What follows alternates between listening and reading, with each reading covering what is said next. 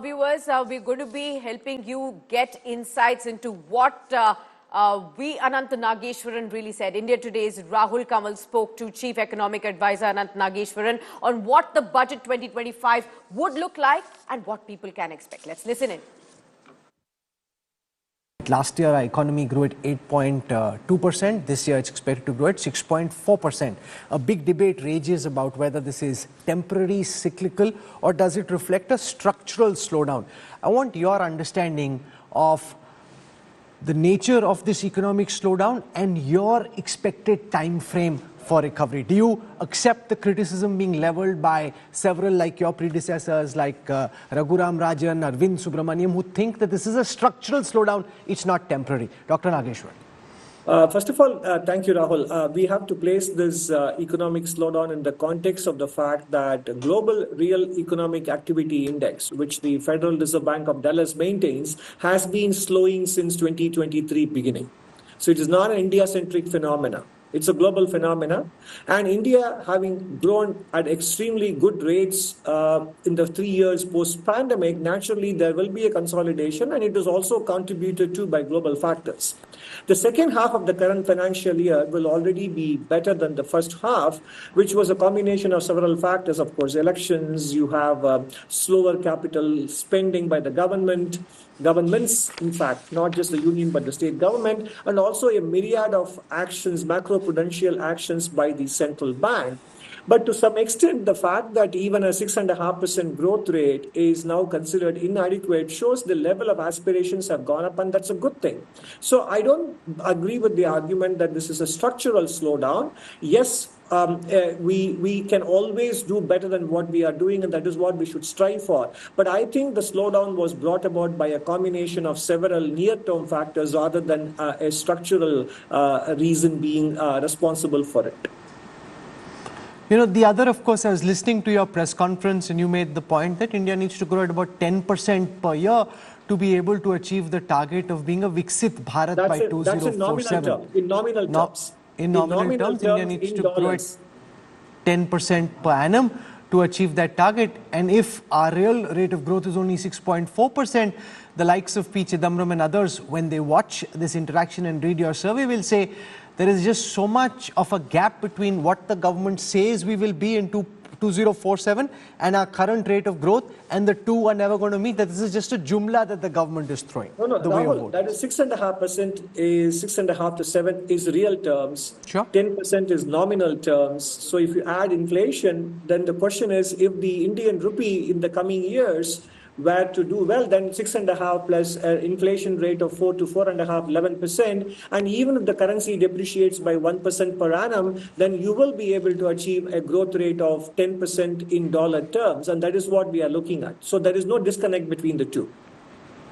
Okay, let's now come to foreign direct investment. In the first half of this fiscal, net FDI into India was just $0.48 billion. How concerned are you by the fall in net foreign direct investment into India? One, of course, is that the American markets are looking better, and therefore, and America is also trying to attract a lot of foreign investment and American companies coming back and investing into India. But just the fact that actual net FDI coming into India has come down, why do you think that's happening, and how concerned are you about it? FDI coming into India actually has picked up in the current financial year. That is the gross FDI number. The net FDI number is lower because repatriations in the last 2 years had picked up. And by the way, repatriations are of investments made at any point in time in the past. And if they have been sitting on a huge amount of unrealized profits, and given the state of the Indian market, which was making new highs every week, every month, it was natural for investors to cash in on their investments and exit. So in a way, that too is a good sign for future inflows from foreign sources. So I think, and given the state of the current account deficit in the country, the fact that it is not FDI inflows slowed down, but profitable exits were made, is not an immediate cause for concern.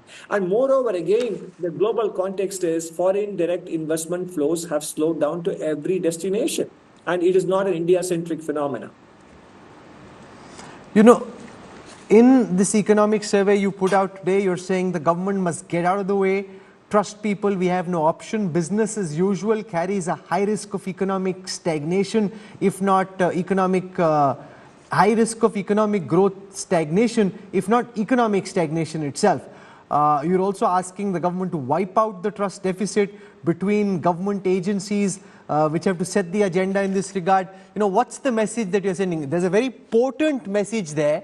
I can read what the message is, but do you think the powers that be are listening to their chief economic advisor on this?